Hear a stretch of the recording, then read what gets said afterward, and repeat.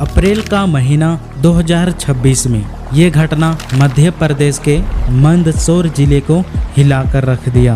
भानपुरा के दूधाखेड़ी गांव में जो हुआ वो शुरुआत में लापता का मामला लगा, लेकिन जब पुलिस अपनी पर आ गई तो पता चला वो अवैध संबंध जो मौत की वजह बनी। धनराज नाथ की पत्नी और उसके प्रेमी के बीच पिछले कई सालों से संबंध चल रहे थे। धनराज जब उन दोनों के बीच आने लगा तो प्रेमियों ने उसे रास्ते से हटाने का फैसला किया। जिन पर वो सबसे ज्यादा भरोसा करते थे उन्होंने ही उनकी ले ली और लाश को ठिकाने लगाने के लिए जेसीबी गाड़ी का इस्तेमाल किया। अप्रैल का महीना 2026 में ये घटना मध्य प्रदेश के मंदसौर जिले को हिलाकर रख दिया। भानपुरा के दूधाखेड़ी गांव में जो हुआ वो शुरुआत में लापता का मामला लगा, लेकिन जब पुलिस अपनी पर आ गई तो पता चला वो अवैध संबंध जो मौत की वजह बनी। राजनाथ की पत्नी और उसके प्रेमी के बीच पिछले कई सालों से संबंध चल रहे थे। धनराज जब उन दोनों के बीच आने लगा तो प्रेमियों ने उसे रास्ते से हटाने का फैसला किया। जिन पर वो सबसे ज्यादा भरोसा करते थे उन्होंने ही उनकी जान ले ली और लाश को ठिकाने लगाने के लिए जेसीबी गाड़ी का इस्तेमाल किया। मंदसौर जिले का एक छोटा सा गांव दूधाखेड़ी, जहां लोग अपनी फसलों और खेती की बातें करते हैं, वहां 10 अप्रैल 2026 की उस रात ने सब कुछ बदल कर रख दिया था। धनराज नाथ उम्र 39 साल एक किसान थे। उनका किसी पुरानी दुश्मनी से हत्या नहीं हुई, बल्कि उसके अपने ही घर में साजिश रची गई। धनराज की पत्नी धापूबाई और उसके पड़ोस में रहने वाला पंकज चौधरी एक दूसरे से प्यार करते थे, लेकिन इस रिश्ते के बीच में पति धनराज एक दीवार बनकर खड़ा था और उसी दीवार को गिराने के लिए पत्नी और पंकज मिलकर प्लान बनाया। शुक्रवार की रात थी। पंकज चौधरी खेत में मौत का तांडव रच रहा था। आरोपियों ने न केवल राज पर तलवार और भारी संबल से हमला किया, बल्कि इंसानियत की सारे हदें पार कर दिया।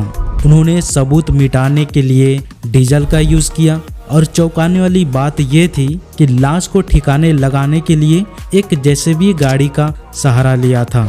उन्हें लगा था कि मिट्टी के नीचे दफन सबूत कभी बाहर नहीं आएगा, लेकिन जब पुलिस की नज़र पत्नी पर पड़ी तो केवल 48 घंटों के अंदर दोनों मेन आरोपी जेल के पीछे थे। और इससे साफ पता चला बल्कि कानून से बचने के लिए ऐसे तरीके अपनाए जो न केवल क्रूर था बल्कि सोच समझकर तैयार किया गया था। उनकी प्लान इतनी एडवांस थी कि उन्होंने सबूत मिटाने में कोई कसर नहीं छोड़ी। शरीर को छोटे छोटे हिस्सों में करके उसे आग लगाकर जला दिया था। धनराज की पत्नी धापूबाई और उसके पड़ोसी पंकज चौधरी के बीच प्रेम संबंध जो चल रहा था वो समाज के नजरों से छिपा हुआ था, और ये प्रेम संबंध इतना गहरा था कि उन्होंने हद पार कर दिया। पड़ोसी होने के नाते एक दूसरे के घर आना जाना लगा रहता था और पंकज चौधरी ने इसी का फायदा उठाकर धनराज के निजी जीवन को नष्ट कर दिया। जैसे जैसे समय बीतता गया अवैध संबंध मजबूत होता गया। शुरुआत में छोटी छोटी बातों के लेकर लड़ाई हुई। पति होने के नाते, परिवार का मुखिया होने के नाते अपने घर को लूटने से बचाने की कोशिश कर रहे थे। वो बस इतना चाहता था कि उसका घर परिवार उस रास्ते पर ना जाए, लेकिन अफसोस पंकज और उसकी पत्नी के लिए धनराज रुकावट का कांटा बन गया था। उन दोनों का प्रेम संबंध इतना मजबूत हो चुका था कि वो किसी भी हद तक जाने के लिए तैयार थे।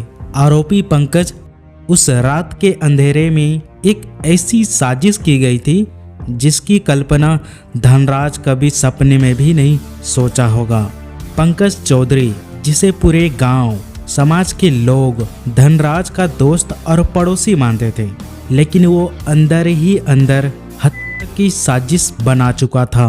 उसने धनराज को फोन किया या आवाज देकर बुलाया, किसी काम का बहाना बनाकर उसे अपने खेत पर बुलाया था। धनराज, जो पंकज पर आंख बंद करके भरोसा करता था, उसने एक सेकंड के लिए भी शक नहीं किया। लेकिन उसे क्या पता था कि जिस दोस्ती को वो सच मान रहा था वो सिर्फ एक दिखावा था। वो बिना किसी डर के हंसते हुए उस रात पंकज के साथ चल गया था, सीधे मौत के जाल में, जिसे उसके अपने ही पड़ोसी और पत्नी ने प्लान बना रखा था। कल्पना कीजिए उस रात का सन्नाटा, चारों तरफ खेत है और दूर दूर तक कोई इंसान नहीं है। धनराज को लग रहा था किसी साधारण काम के लिए आया है। जैसे ही दोनों खेत के सुनसान अंधेरे में पहुंचे, अचानक पंकज अपना असली रंग दिखा दिया। पंकज बिना कोई मौका गवाए धनराज पर हमला कर दिया। आरोपी ने पुलिस की शुरुआती जांच पूछताछ में खुद को बेगुनाह बताया। धनराज की गला दबाकर, गला घोटकर किया गया था ताकि आवाज गूंजे ना, और हत्या के बाद भी नहीं रुका।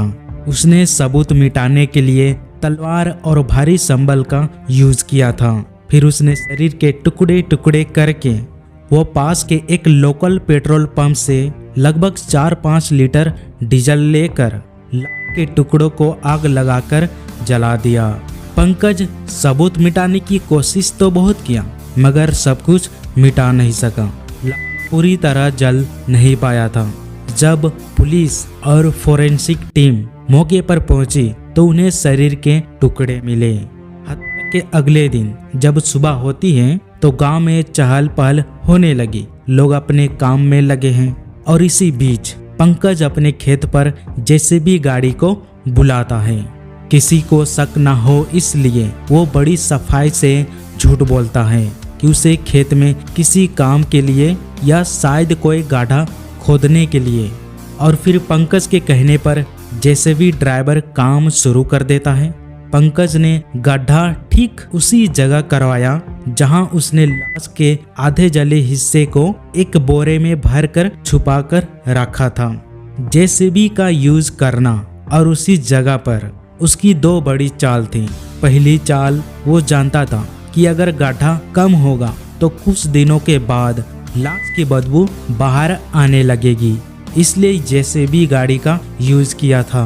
दूसरी चाल, जेसीबी गाड़ी का वजन इतना ज्यादा होता है कि जब वो गड्ढे को भरकर उस पर से गुजरेगी तो मिट्टी इतनी मजबूती से दब जाती है कि ऊपर से देखने पर कोई बता ही नहीं सकता था कि वहाँ कभी कोई खुदाई हुई है। लेकिन उनका ये राक्षसपन सबसे बड़ी कमजोरी बनी।